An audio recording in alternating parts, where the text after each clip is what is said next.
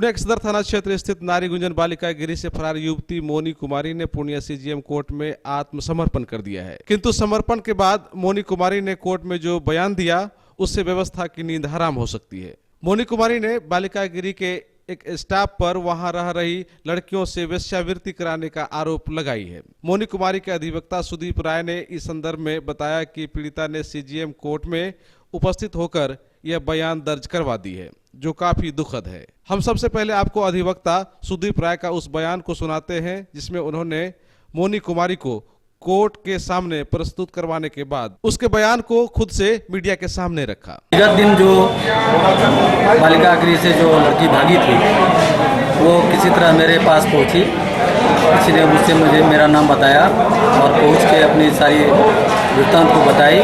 बहुत ही दुखद बात उन्होंने बताई और आज सीजीएम न्यायालय में 164 का बयान भी हुआ, जिसमें भी इस बात की पुष्टि की है कि मेरे साथ गलत होता था, इसलिए मैं वहाँ से भागी। बहुत सारी बात बताई है और चूँकि ऑथेंटिक बात ऑन रिकॉर्ड है, बयान उन्होंने दे दिया, बयान पर ही इस बात को लिए और बहुत ही दुखद है। अच्छा, बच्ची के बयान के बाद मुजफ्फरपुर घटना का अभी तक ठंडा नहीं हुआ है और ये चालू हो गया है। कोर्ट तो संशय में है, कोर्ट इन्वेस्टिगेशन के लिए किया गया है, पुलिस जांच कर रही है। अब आप मोनी कुमारी का बयान सुनिए, जिसके नारी गुंजन गृह में आए महज 14 दिन हुए थे और 14 दिन में ही उसके साथ जो हुआ वह सुनकर आपके होश उड़ जाएंगे कि पूर्णिया के इस बालिका गृह में क्या सब होता है। आप खुद ही सुन लीजिए पीड़िता का पूरा बयान कोर्ट में समर्पण करने से पूर्व कोसी आलोक को दी थी। वहाँ हमसे गलत काम किया जा रहा था, इसलिए मुझे वहाँ नहीं रहना था। गलत काम करवा रहा था? हाँ, गलत काम करवा रहा था। रोज मेडिकल के बहाने ले जाता था, बाहर होटल बुक रहा था, तब वो लोग का पहले से वहाँ पे जाके गलत काम करवा दी थी। पहले से हम लोग को दवाई खिला देती थी। ऐसा कौन करवाता था? वहाँ की स्टाफ। अच्छा, वहाँ कितनी लड़कियाँ हैं? और 53। तो और सबको भी साथ ऐसा होता है कि खाली तुम्हारे साथ हो रहा था? नहीं, सबके साथ में होती है। सबके साथ ऐसा होता है? हाँ, सबके साथ में, सबको लेके जाती थी। तो तुमको अभी कितना बार होटल में ले गया था? तो 4-5 बार ले गई। तो वही नेहा झा हमारी स्टाफ को बैठा कर ले जाती थी, लेकिन वहाँ होटल के हमको डिटेल नहीं पता कहाँ था। वो से लेके जाती थी, कभी ऑटो से लेके जाती थी। नेहा झा ही ले जाती थी? हाँ, नेहा झा और सब स्टाफ थी, वो सब भी जाती थी साथ में, 5-6 स्टाफ जाती थी। अच्छा, तुम शेल्टर होम कैसे पहुँच गई थी? सेंटर होम हमको कोर्ट से भेजा गया था। सेंटर होम कितना दिन से थी वहाँ? 14 दिन से। जितनी भी लड़कियाँ हैं सबको बाहर भेजता था? हाँ, सबको मेडिकल के लिए भेजता था, मेडिकल के बहाने से। तो गलत होटल में हुआ करता था? हाँ। मोनी कुमारी का बयान कोर्ट में दर्ज होने के साथ साथ पुलिस ने भी बयान को दर्ज किया है और पुलिस के वरीय अधिकारियों ने नारी गुंजन बालिका गृह पहुंचकर पूछताछ भी की है, किंतु इससे संबंधित जानकारी मीडिया को तत्काल नहीं दी गई।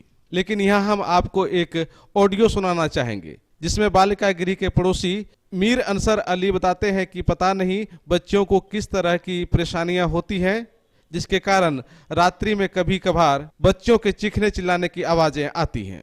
बच्चे सब मतलब अब किस किस्म की परेशानी है तो हम अंदर में होता है तो हम तो नहीं कर सकते, लेकिन बच्चा सब जो है कभी कभी चिल्लाता है, चीखता है, मैंने रोता है। अब उन लोग को कोई तकलीफ होती होगी तो चीखता होगा। मोनी कुमारी ने अपने बयान में बताया कि बालिका गृह में करीब 53 बच्चियां एवं लड़कियां हैं जिनके साथ मेडिकल चेकअप के नाम पर गलत किया जाता है और वे खुद 5 से 6 बार पीड़ित हो चुकी हैं, जिसमें बालिका गृह की अधिकांश महिलाएं शामिल हैं। किंतु उनके साथ बालिका गृह के नेहा झा ने गलत करवाया। जब भी उनके साथ गलत हुआ तो नेहा झा ने ही उसे बाहर ले गई, कभी टेम्पू पर बिठाकर तो कभी अपनी स्कूटी पर बिठाकर उसे बाहर ले जाती थी। इस संदर्भ में जब नेहा झा से पूछा गया तो उन्होंने कुछ भी कहने से इनकार कर दिया और बोली कि इस पर जिला प्रशासन ही कुछ कह सकता है, किंतु उन्होंने इतना कहा कि वे इस मामले में पूरी तरह से निर्दोष हैं। नहीं, देखिए सीधा हम इतना ही जानते हैं, हम कुछ भी गलत नहीं किए हैं, हम खुद एक घर से। अच्छा, तो बच्ची कहाँ आप पे आरोप लगा रही है? पता नहीं है क्यों लगा रही है ये चीज, तो देखिए आरोप के बाद तो डीएम साहब ही बताएंगे कि ये क्या है बात। बहरहाल बालिका गृह संचालक पर मोनी कुमारी का बहुत ही गंभीर आरोप है, जिसे कोर्ट ने दर्ज कर लिया है और प्रशासन जांच कर रहा है और प्रशासन की ओर से इस मामले में अभी कोई प्रतिक्रिया नहीं दी गई है। और अगर प्रशासनिक जांच में भी मामला सत्य पाया जाता है तो मुजफ्फरपुर बालिका गृह कांड से इसे भी जोड़कर देखा जा सकता है, जिससे एक बार फिर बिहार में राजनीतिक भूचाल आने की संभावनाएं प्रबल दिख रही है।